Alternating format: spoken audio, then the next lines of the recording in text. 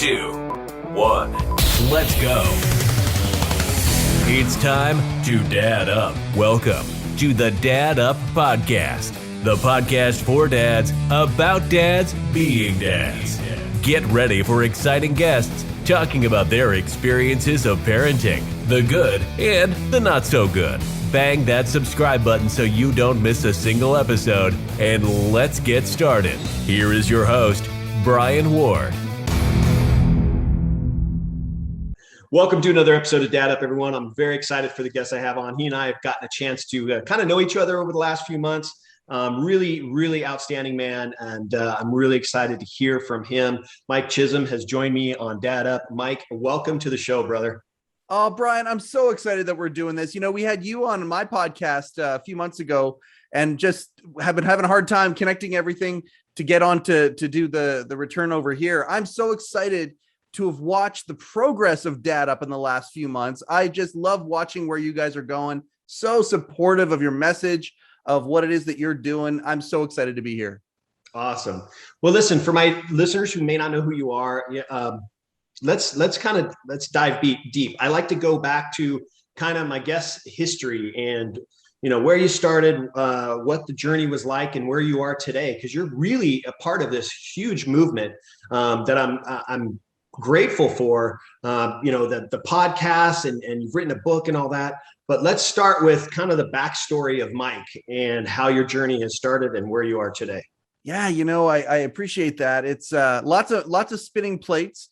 At the end of the day, I mean, from a career standpoint, I'm in the financial field, started in marketing, kind of built a financial business on the side until it became the main way that we support our family. And my wife, Candace, who is just a force of nature. I'm so grateful to be married to such an amazing, strong woman. She started a company called He Changed It, and He Changed It is essentially, it's an app that you can download. It's for men's mental wellness, essentially. And I mean, the goals that they have for He Changed It are mammoth. If you go to hechangedit.com, you can check out all that stuff. And so I'm kind of running the ship here from the financial standpoint while she goes out and really builds this, tech startups. You've had a lot of tech startups on the founders on the podcast as guests, Bryan. And I mean, it is a crazy experience. And so being able to support her in this, her mission, she doesn't like the world that her boys are inheriting. And so she wants to create a place where men can go. They can leave something they know. They can take something that they need. We can be there for each other, because at the end of the day, that's when men are naturally vulnerable, is when we're helping each other. So she's building a digital space to do that. I've got 2 step boys, and I think when you and I originally talked, we said, oh, let's talk about that. Let's talk about the idea of being the stepfather. And I don't even like to use that word very much. So we can talk about that as well. And then, got a granddaughter who went through cancer. She went through at 18 months. And I mean, you have had the most precious members of your family in the hospital and in peril, where faith is really all you have left. Well, when she was 18 months, we discovered she had a tumor the size of my fist behind her tailbone. And, suddenly our life is uprooted. We went to BC Children's Hospital, which is, 400 miles away from where we are. For 5 months. We didn't come home. My stepson and his wife, and my wife and I went down to support them. We were there the entire time. We learned a lot of lessons from that. So we wrote a book, She Changed Me, 1 Ordeal, 2 Perspectives. So essentially what we got here is we've got my side and we got my wife's side, and they meet in the middle with my granddaughter being healed. So we got all sorts of stuff that we can talk about, all sorts of places we can go. I definitely want to talk about the love of a stepfather in this podcast, and the love of a grandfather, and how that love just shows up. I got a unique perspective on these things. So there's a nutshell of where we're at right now. Well, that's awesome. Well, look, that's the main point. I wanted to have you on because, I've had dads on my show that are step parents, but they also, have their own kids. And yours is kind of unique in that you don't have your own biological kids, but you're a stepdad, and you're one of these, I don't like to call it stepson or stepchild either. Me neither. I like to refer to them as bonus kids. That's how I kind of look at it. So, yeah, you're a bonus dad, and the fact that you've kind of stepped up and taken kind of this role of bonus dad and turned it into just an all-in dad. So let's take the whole bonus word out of it. Even let's talk about you've been through a lot. As you said, you and your wife have kind of gone on this movement of trying to help men mentally be stronger and more fit in the emotional space. And the fact that you have stepped up and helped your sons, your bonus sons, through the struggles that they've gone through their life, and now a granddaughter. I mean, the fact that you guys essentially picked up and moved for 5 months to kind of be there to support your son and his family and your grandchild is remarkable. And I'm glad to hear that everything's worked out. Tell me about that, because here's the unique perspective. You guys have kind of gotten on this movement of helping men emotionally and mentally be stronger. Yet here you are in a situation testing that movement yourself. So kind of share with me, how was that struggle? Because listen, I know through the struggles that my family has gone through, that emotionally and mentally to be there is very, very tough when you have this horrific thing going on and you're just like, why is this happening? And talk about that. I want you to kind of share the emotions behind that. And that's just why you and I connect so well, is because we've had a lot of things happen in the fabric of our existence where we have to step up. And at the end of the day, for lack of a better term, we got to man up. He changed it once to take back that phrase. That a lot of these movements are taking back phrases that have kind of gone down the beaten trail. Man up is certainly one of them. The old definition of man up is to stifle it down, is to put it all down. Don't cry, toughen up, man up, come on. When in reality, and to go back to your point, there have been many examples throughout becoming, again, I've used the word stepdad more in this podcast than I think I've ever used it with the boys. We just don't use the word. I came in there saying, look, I'm going to be your friend. I'm going to be your confidant. I'm going to be a guy you can lean on. And I'm going to show you that I'm going to be that guy through my actions, not just my words. And that's the relationship that we've developed. Both of them. One of them's 30, the other one's 20 or 31. The other one's 23. And we're best friends. We're just, it's a phenomenal thing. That's so cool. But I'll tell you though, manning up, and this is what he changed it wants to do with that word. When the stuff hits the fan, manning up is not stifling tears. Manning up is showing how you can manage those tears and letting the tears and all of that stuff. That's a mechanism. The body has biological mechanisms so we can deal with some of our mental events that happen in our lives. And I mean, the book is really, it's a personal development book. It's not just a story about a beautiful little girl who beat cancer, which it is, but it's a personal development book. The lessons I learned, sometimes when the stuff really hits the fan, you get tested, right? It's really nice to say, yeah, this is what I believe in. These are my ideals. But when the most precious member of your family is now faced with a potentially fatal condition, that's where those words are tested. And, we learned a lot of lessons. And I mean, we talk about self-care, talk about being vulnerable. These are things that by doing those things, I was actually manning up for my family. Yeah, that's awesome. And I'm glad you kind of brought that up, because that's how I came up with the name Dad Up. I kind of twisted from the whole man up thing. So it's very cool. And I want to ask you this though, going through the stuff that you guys went through with your granddaughter. Your son says, gosh, I don't understand why this is happening to my family. I don't understand why this is happening to my daughter. And then your grandchild says, I don't know what she refers to you as, grandpa or Pa. Papa. Okay, Pa. Yeah. So she says, Pa, I don't understand why this is happening to me. How do you guys manage that, as grandparents and parents to your own kids? Like, hey, we don't know either, but this is what we have to do. I mean, how do you guys manage that? Because I've had guys on my show that have had kids that have gone through cancer. And that's a huge question to answer when you really don't know the answer, right? Yes. So how did you guys handle that part of it? Because I'm sure that came up. It totally does. But the part of the lesson in the book, and I mean, how many times have we as dads parental figures, granddads, whatever. How many times have we gone through situations where our kids teach us something? And I think that being aware to be taught those lessons, the number one thing that I'd say with that, and we talk about this both on Candy's side of the book and my side of the book. And by the way, we didn't read each other's side of the book. Only our book editor did. Oh, really? We didn't. So I didn't even know what she wrote until 2 weeks before the book was published. And then I read it. She read mine and we wrote each other's introductions. And it's funny how we both talk about this point in both sides of our book. Alara taught us, our granddaughter's name is Alara.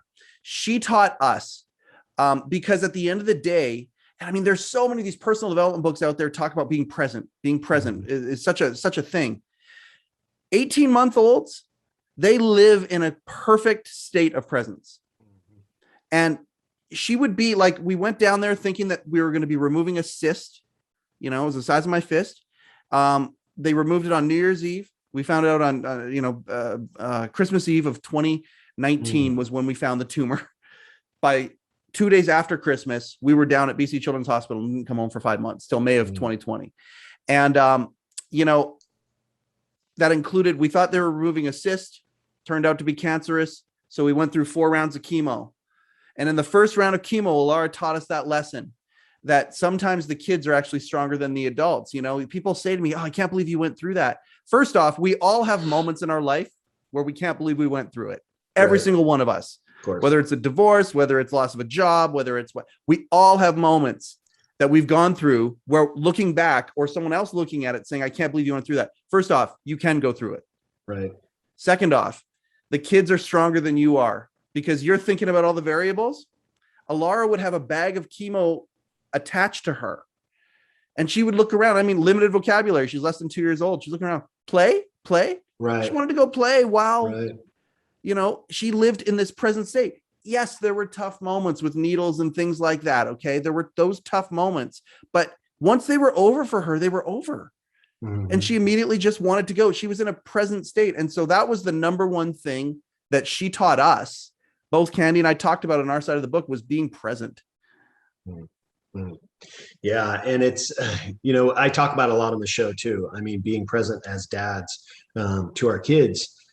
And it's interesting that you bring it up that kids kind of they live in this present moment and they can deal with so much more than us as adults can. Because as you said, we're thinking of all these other variables that go on.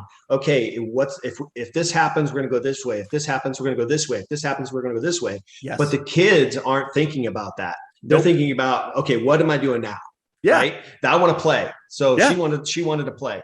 With your son, let's talk about him a little bit. Let's talk about he and his wife, because they're kind of trying to look at all these different variables, as you said, right? How did you guys handle that as parents to try to just reassure him that, everything's going to be okay. We're going to get through this. Our family is strong. We're going to be here to support you. I mean, I know as parents, that's really all we can do is support, guide, provide advice, provide, the comfort and the love that they need.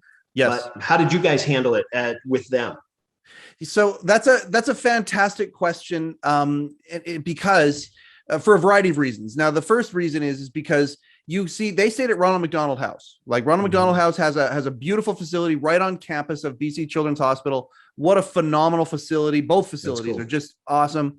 The kids got a chance to stay there. Now, in staying there, and this is something that our doctor told us, I'll go back. One of the doctors, she said to us, she pulled Candy and I aside because we were like Alara's posse. The four of us we were a unit and we tried to move together and one would take the lead. And if that person got tired, they'd go, it's almost like birds flying. They'd go to the back of the flock and then somebody else would be there. And the more people that were there, it was such a good support and this goes back to our stepson, the fact that sometimes you just need a fresh arm. So if he's there all day with the baby and Candy and I show up to spend the rest of the day with her, he goes back to Ronald McDonald House to work out, to do things. He and his wife go out for some air, go out for a meal, whatever. And then they come back fully charged. I mean, that right there was a huge, huge thing. And staying at Ronald McDonald House, you had a lot of perspectives. Number one, you saw kids who were there's always somebody who's in a worse situation than you are. Right. Okay. Number two, they saw kids not just medically in a worse situation, but they saw like moms who were there because dad was back home with the other 3 kids and they hadn't seen each other in months, really hard things. And we looked at that and said, okay, well, we don't want that. We don't want that. We want to have that strong family unit. And Candy and I, that's that love, man. They may not be biologically mine, but that baby is just everything to me. Like, and you've seen my Facebook. I mean, I have nothing. I don't shut up about pictures of me and Alara, and we're just such good little friends. I mean, that gear that apparently kicks in when a child is born. My wife was in the delivery room. They handed her to me right out of the chute. Oh my gosh, that girl is everything to me. And even though biologically that's not there. So it wasn't even for us a question. We took a step in faith and said, we don't know how financially it's going to work because Vancouver's a really expensive place to live. We don't get Ronald McDonald House. We're going to figure it out because we want to be those people for our kids. And that alone, even though I wasn't able to answer the questions to Nico and say, look, because I didn't have a crystal ball. I didn't know if it was going to be okay. Right. But if it wasn't going to be okay, we were going to be not okay together and get through it together. And that right there was a silver bullet. Yeah.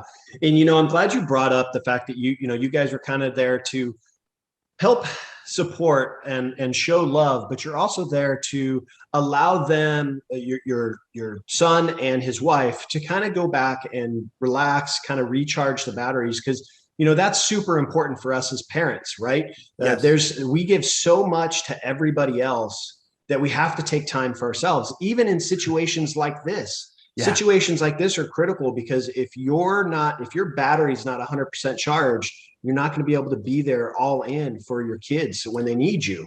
100%. And I think that's so good that you guys did that. I think back to when, when my second son was born, he was fine. But my wife had the issues and she was in the hospital for 2 weeks and she was in the ICU for a week.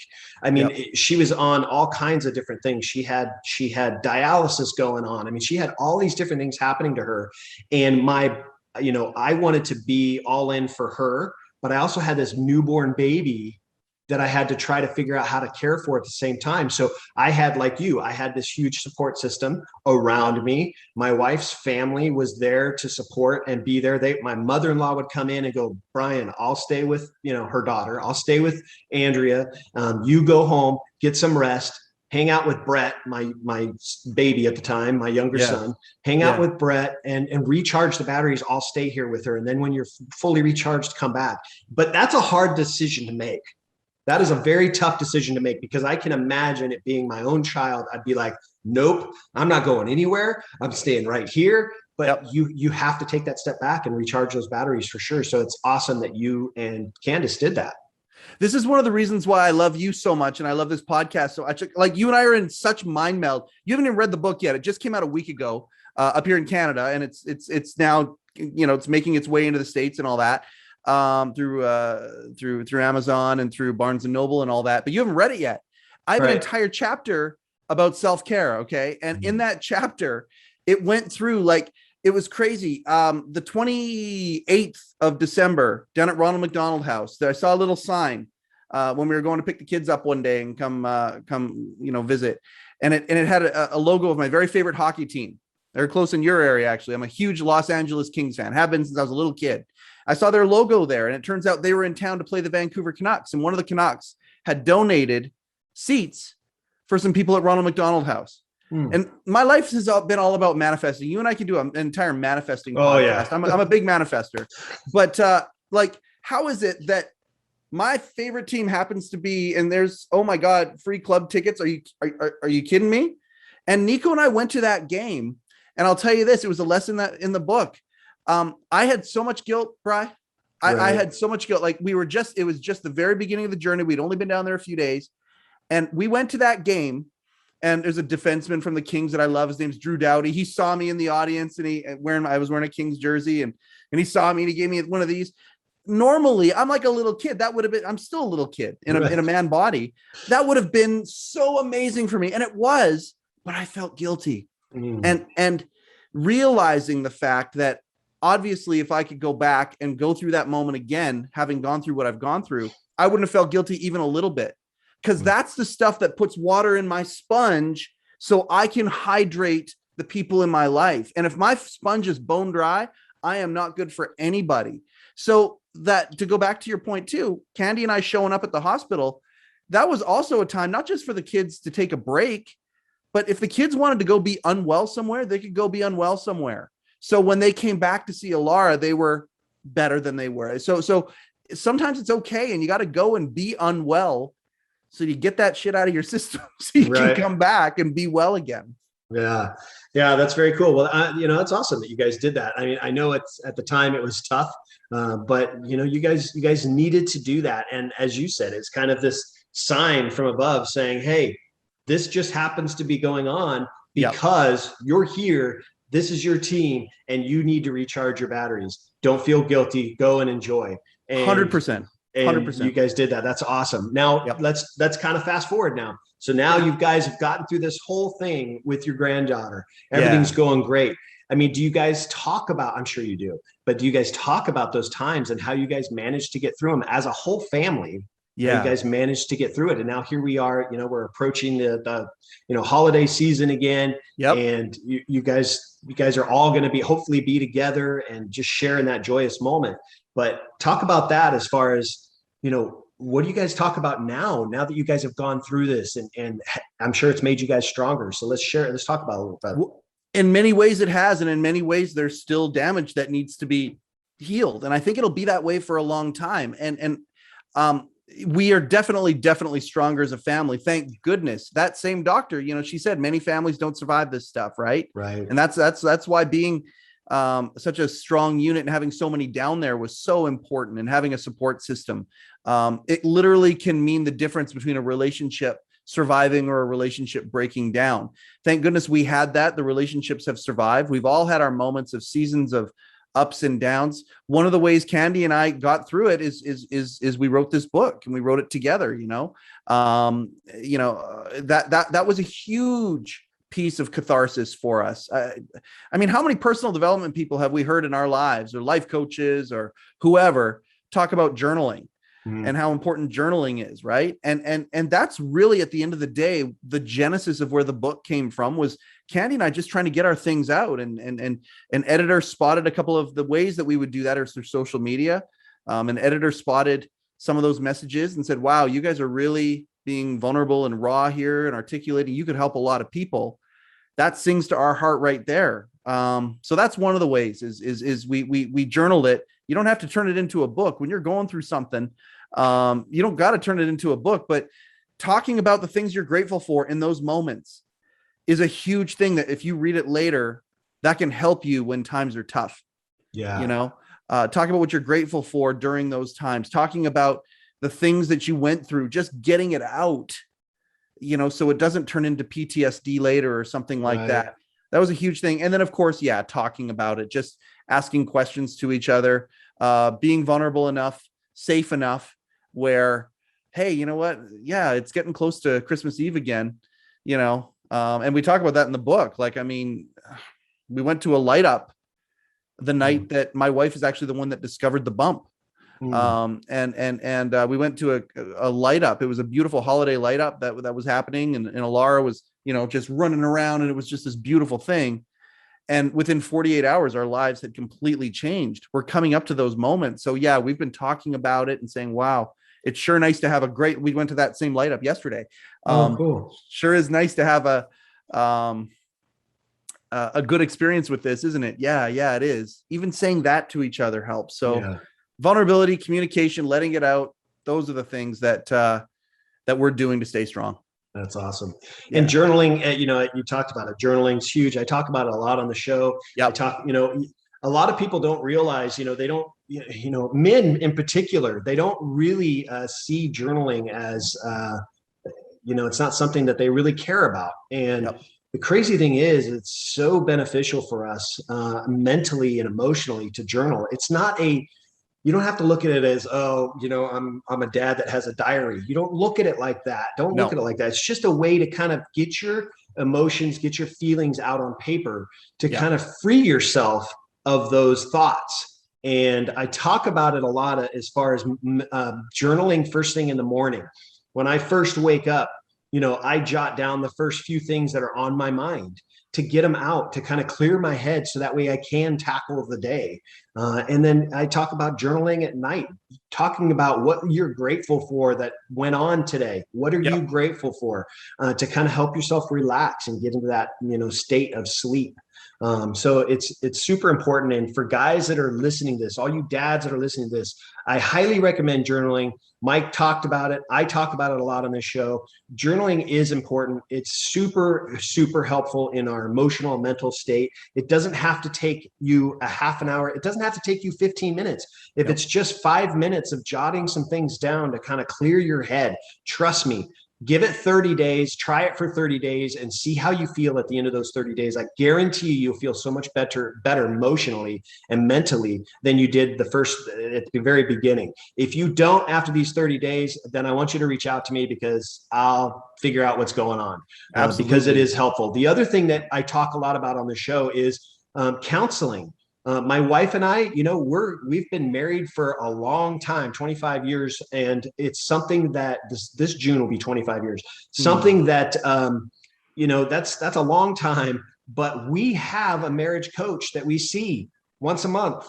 And it's, I talk about a lot of the show. We don't see a marriage coach because we're having problems. We see a marriage coach so we don't have problems. And we talk about the things that are going on in our lives. And sometimes, she's a licensed therapist. And sometimes she says, you guys really don't need to see me. You guys are doing things great. And we tell her, no, we need to see you. We want to see you because we want to make sure things don't go on that we can't handle. We want to know how to handle things. And, there's even times where we see her more than once a month because we might be struggling with something, not with each other, but maybe individually we're struggling with something. I just talked about my wife the other day. I said, I really think I should reach out to Karen. I'm kind of struggling with this right now. And my wife encourages me, let's do it. Let's meet with her. So those things are important as men. Those things are important as leaders of your family. Those things are important. So make sure you guys are taking time for that. Mike, let's talk a little bit about, we'll go real quick because I'm cutting into your time now. I appreciate it. No, you get as much of my time as you ever want, Bryan. You and the entire tribe get as much of me as you guys want. I love what is going on here. Thank you for that, brother. I appreciate it. Yeah, man. So you guys, what's new other than the book coming out? What's new for you guys as a family? And this beautiful granddaughter you guys have. I mean, let's talk about what's new for you guys. Oh man, well, she's my world. Like Alara has slept over at our house from when, at least one night, from when she was 2 weeks old on. Okay, so Candy and I are really connected with Alara. So when it comes to new, for me, the best part is how young she keeps me. And as she explores something for the first time, I get to explore it again through her eyes. And what's new? Like, so, okay, she just got into My Little Ponies recently. All right. So I boned up. I'm a collector. I collect action figures and all sorts of crazy stuff. I collect a lot of stuff. But I collected toys, and so, okay, this is just another type of toy. Let's get into this. Let's watch some of this stuff. And she'll run around with her little ponies and we have these adventures together.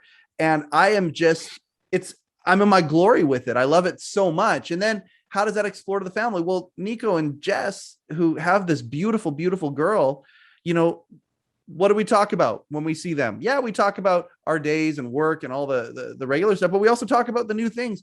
I love that Alara has a different relationship with me than she does her father. Like sometimes I'll say, hey, when she does this thing here, and he'll be like, no, she doesn't do that for me. Or he'll say the same thing, or her mom will say, hey, when Alara does this, no. And we share these things together. And you talk about the idea of the community raising the child. I mean, it's such a beautiful thing. And I'll tell you this, sometimes the blessing comes like a kick in the teeth. If you would have told me that I would have been able to see my granddaughter every day for 5 months, I would have said, where do I sign? Show me right now. Where do I sign? I got it. I got that wish that I didn't even know that I had. But boy, oh boy, it came with a struggle. But at the end of the day, that struggle has made things today that much sweeter. I'm that much more present. Would I be this present with her little My Little Ponies had she not gone through what she went through? I don't know. Right. But it's new every day because as she grows up, we all get that benefit of that brand new perspective. It's just such a family is such a beautiful thing. And Yeah.